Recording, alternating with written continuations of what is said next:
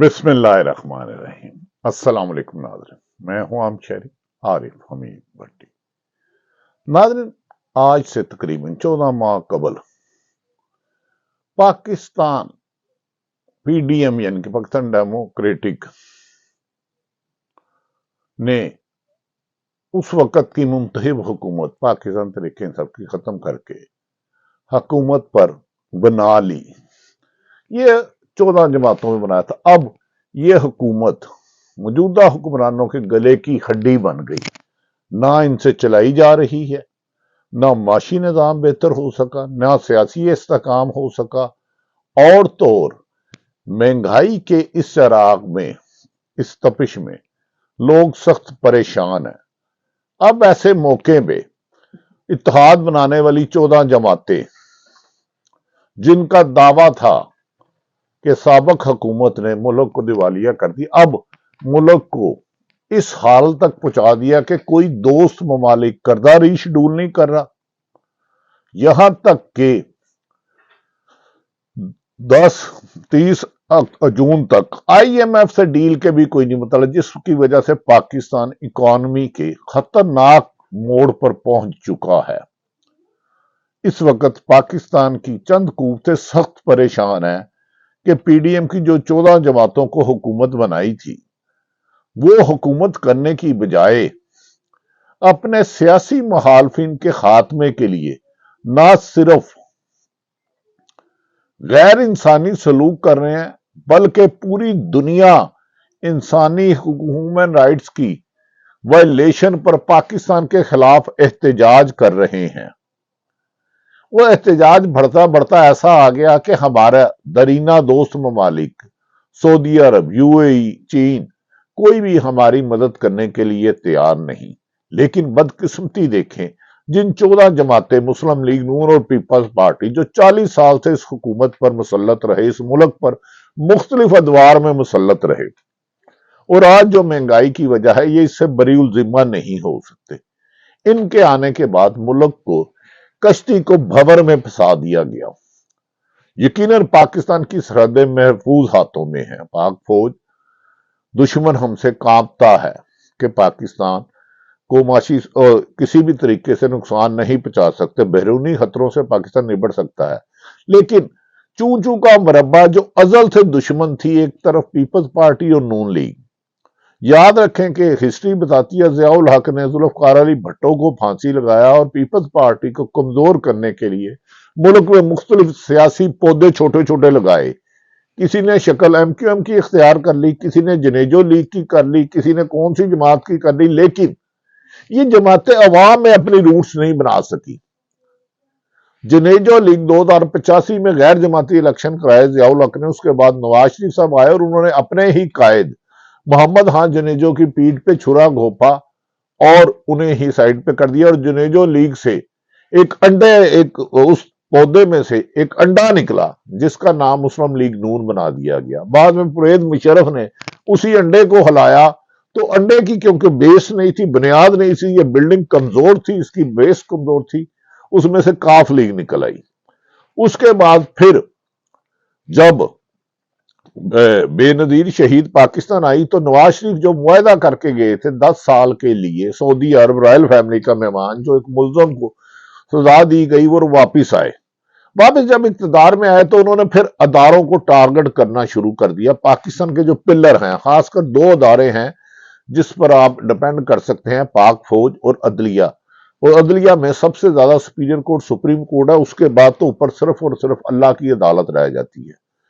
لیکن نواز شریف نے آتے سار ہی اداروں کو زیر کرنے کی کوشش کرتی، اور اس دوران پاناما آتا ہے، اور اس میں اربوں روپے کی منی لانڈرنگ کے، کرپشن میں مبینہ کیس میں انہیں سزا ہوتی ہے، اور اس دوران انہیں قید کر لیا جاتا ہے۔ اور اس دوران پی ٹی آئی کی 155 سیٹیں تھی، اور P T I second largest party Muslim League Noon تھی، جن کی 80 سیٹ۔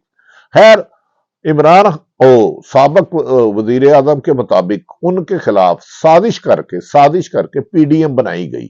ان کے اتحادی as like M Q M باپ توڑ کے دوسرے سے دے دی گئی۔ اب جب 10 अप्रैल को इन्हें हुकूमत दी गई 2022 में। अफसोस के ये जो बुलंदवा बाले दावा करके आए थे, यानी कि पीपल्स पार्टी, नून लीग, मौलाना फजलुर रहमान, MQM, बाप पार्टी, ANP, अवामी नेशनल पार्टी और बलोचिस्तान पार्टी, इन्होंने मुल्क की इकोनॉमी को बेहतर करने की बजाय अपने सियासी मुखालफिन को माइनस करने की ताकत की इंतहा कर दी।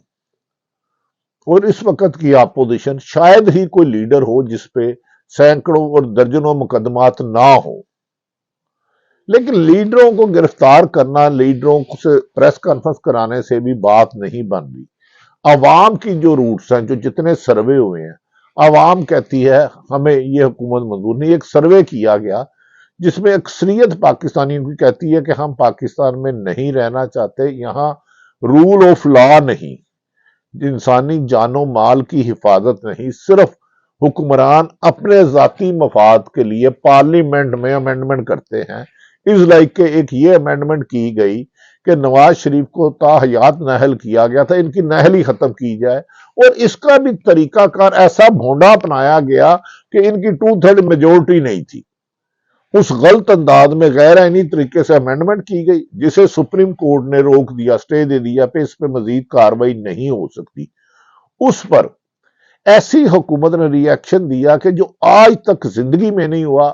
अदालतों का लाहौर हाई कोर्ट हुक्म देती है, उसकी हुक्मदुली नहीं मानते, सुप्रीम कोर्ट देती है नहीं, यहां तक के अदालतों को मजबूत करने की बजाय जब सुप्रीम कोर्ट में एक बड़े केस की समाअत हो रही थी, मौलाना फजलुर रहमान और मोहतरमा मरियम नवाज ने वहां जाकर जज साहबान को धमकियां दी, खतरनाक 144 थी। वही वजह हुई कि इनकी धमकियों और दबाव की वजह से जो इस मुल्क में एक उम्मीद की किरण थी, अब सुप्रीम कोर्ट जिसने आवाम को इंसाफ देना था, यानी कि इंसाफ करना था, वो भी 14 मई के इलेक्शन के बावजूद कोई फैसला नहीं कर सकी। किसी भी जिम्मेदार को तौहीन अदालत में नहीं भेजा। आज से पहले यूसुफ रजा गिलानी को भेज दिया गया। ऐसा लगता है कि सारे सिस्टम को हाईजैक कर लिया गया है एक शख्स को माइनस करने के लिए। ना सिर्फ आइन शिकनी की जा रही है, बल्कि सुप्रीम कोर्ट के हुकूमत को भी पांव के ठोकर से खिराया जा रहा है। तो ऐसे में इस अनारकी में लोग सख्त परेशानी के आलम में हैं। डॉलर 150 से 285 पर चले गया, पेट्रोल भी इसी कीमत रेशो हो गया, बिजली की कीमत रेंज से बाहर है, 2 करोड़ से ज्यादा लोग बेरोजगार हो गए। अब ये हुआ कि जैसे जैसे 17 अगस्त 5 साल इस हुकूमत को हो जाएंगे, 2018 25 जुलाई को इलेक्शन हुआ था, तो 17 अगस्त को वोट लिया था। अब इलेक्शन में बजाय PDM में मौलाना फजलुर रहमान ने कह दिया हमारा कोई इंतहाबी ताज नहीं था, अलग अलग लड़ेंगे और हम इलेक्शन नहीं कराएंगे। कल आसफ अली जरदारी जो हुकूमत के इत्तेहादी है, जिसकी वजह से हुकूमत कायम है, उन्होंने कह दिया मौजूदा हुक्मरानों के बस में नहीं ये 2 माह में इलेक्शन कराएं, ये भूल जाए, इलेक्शन तब होंगे जब मैं चाहूंगा। जबकि आइन कहता है इलेक्शन तब होंगे जब म्याद पूरी हो जाए। आज फिर उन्होंने शहबाज शरीफ के अल्टरनेटिव के तौर पर अपने आप को सियासी लीडर पेश किया, अपना CV दिया, अवाम को दिया या किसको दिया। उन्होंने प्रेस कॉन्फ्रेंस की कि हमारे पास ये आइडिया हैं। गुजारिश ये है आसफ जरदारी साहब, अल्लाह करे आप मुल्क को बेहतरी करें। 15 साल से आपके पास सिंध की हुकूमत है, क्या वहां कुछ बेहतरी आई? आपकी हुकूमत 4 दफा इक्तदार में रही, शहीद बेनजीर भुट्टो की 2 दफा, जिसे नवाज शरीफ ने तोड़ा। फिर आप 2008 से 13 तक रहे। आज आप अपना CV किसको दे रहे हैं? वो जो IPP के साथ मुआहदे थे वो आपने किए, वो यकीनन आप अकेले नहीं है। मादी में मुशर्रफ रहा हो, नून लीग रही हो या कोई और जमात, बराबर के शरीक हैं कि इस मुल्क की माशी तबाही को दहाने दिया, अदारों को इंडिपेंडेंट करने की बजाय गुलाम बनाया। यही वजह है कि पाकिस्तान में कभी कोई सोच भी नहीं सकता था कि आइन की वायलेशन होगी कि 90 दिन में होने वाले इलेक्शन ना माने जाएं, लेकिन ये इन्होंने कर दिखाया। सुप्रीम कोर्ट के 3 रुकनी बेंच ने दिया, उनको पांव की ठोकर से उड़ाड़ा। और आज इत्तेजाज अहसन, अली जफर, शुएब सहीन, बाबर अमान और दीगर 99% آئینی ماہرین کہتے ہیں کہ پاکستان میں آئین کا قتل ہو چکا ہے 14 مئی الیکشن نہ کروا کر۔ ہم نے یہ کبھی تصور بھی نہیں کیا تھا کہ ملک کو بے آئین خود حکومت کرے گی، پارلیمنٹ عوام کی فلاح و بہبود کے لیے قانون سازی کرتی ہے، لیکن یہ آئین کو کمزور کرنے کے لیے قانون سازی کرتے ہیں، فرد واحد کے لیے کر رہے ہیں، اور عوام میں عدم تحفظ کی وجہ سے ہر برین ڈاکٹر ہو، انجینئر ہو، آئی ٹی سے وابستہ ہو، پائلٹ ہو، پاکستان چھوڑنے کو ترجیح دے رہا ہے۔ ایسے میں ناظرین، پاکستان کے اداروں کی اہم ذمہ داری ہے کہ وہ صاف شفاف الیکشن کروائیں اور عوام کے منتخب نمائندوں کو اقتدار دیا جائے۔ یہ چوچو کا مربع 14 جماعتیں مل کے آصف علی زرداری نے حکومت کے خلاف ایک قسم کا طبل جگلانے جنگ کر دیا کہ شہباز شریف سے حکومت نہیں چل رہی، اس کے پاس کوئی اسٹریٹجی نہیں ہے، اکانومی کو یہ نہیں اوپر کر سکتے، میں کر سکتا ہوں، صرف میرے پاس یہ ہے، میں بزنس مینوں کو ٹھیک کر لوں گا، یہ کر لوں گا۔ لیکن ایک طرف تو سیاستدان آپس میں ملک کی ترقی کے لیے بیٹھنا نہیں چاہتے، ایک ٹیبل پہ کوئی مذاکرات نہیں کرنا چاہتے، دوسری طرف اس حکومت کے کچھ دن رہ گئے ہیں، 2 ماہ تقریباً رہ گئے ہیں، اس کے بعد بجائے اس کے یہ کہ صاف شفاف الیکشن کیا جائے، آپ کہتے ہیں ہم نے سال اور الیکشن نہیں کرانا، اور اس میں آئین کی گنجائش ہی نہیں ہے۔ ایسے میں آئینی ماہرین کہتے ہیں کہ ملک میں پی ڈی ایم کی کوئی حیثیت نہیں، یہ پس پردہ قوتوں کی طاقت پر، اشاروں پر جو خبریں آ رہی ہیں، ملک کے آئین کو سبوتاژ کر رہے ہیں۔ لطیف کھوسا نے کہا کہ ہم کبھی تصور بھی نہیں کر سکتے کہ سپریم کورٹ کا حکم نہ مانے، جس طرح لوگوں کو جبر ظلم کر کے پریس کانفرنسیں کروائی جا رہی ہے، اس سے پاکستان کا دنیا بھر میں مذاق اڑایا جا رہا ہے۔ 90 دن میں قومی صوبائی اسمبلی کی پنجاب اور خیبر پختونخوا کا الیکشن نہ کرانا آئین سے انحراف ہے، ان پر آرٹیکل 6 لگنا چاہیے، لیکن یہ اب کہتے 8 اکتوبر کو بھی الیکشن نہیں کروائیں گے، جبکہ دن کی روشنی میں سپریم کورٹ کے وعدے حکم کے باوجود 90 دن میں الیکشن نہ کرانے پر عدلیہ کو اتنا پریشرائز لانے کی کوشش کی گئی پی ڈی ایم کی جماعتوں خصوصاً نون لیگ نے کہ وہ 14 مئی کے الیکشن کے حکم کے باوجود الیکشن نہیں ہوا تو ابھی ان کے خلاف کوئی کارروائی نہیں ہوئی۔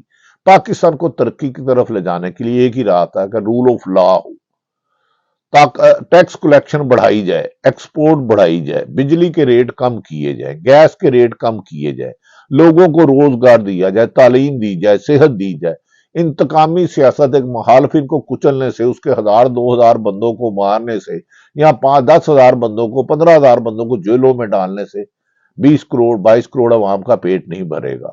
اب فیصلہ یہ آپ عوام نے کرنا ہے کہ انہیں صاف شفاف الیکشن چاہیے یا امپورٹڈ حکومت، مسلط کی ہوئی، سازش کے ذریعے آئی ہوئی، اور دوبارہ سازش کے ذریعے ان کو لانا ملک کی بہتری کے لیے۔ ہماری دعا ہے کہ اللہ تعالیٰ پاکستان کا حامی و ناصر ہو، پاکستان ترقی کرے، رول آف لا ہو، آئین توڑنے والے، قانون توڑنے والے، سرکاری اداروں کی ساتھ ناانصافی کرنے والوں کو قرار واقعہ سزا ہو، لیکن آئین اور قانون کے مطابق۔ اللہ تعالیٰ پاکستان کا حامی و ناصر ہو۔ پاکستان زندہ باد۔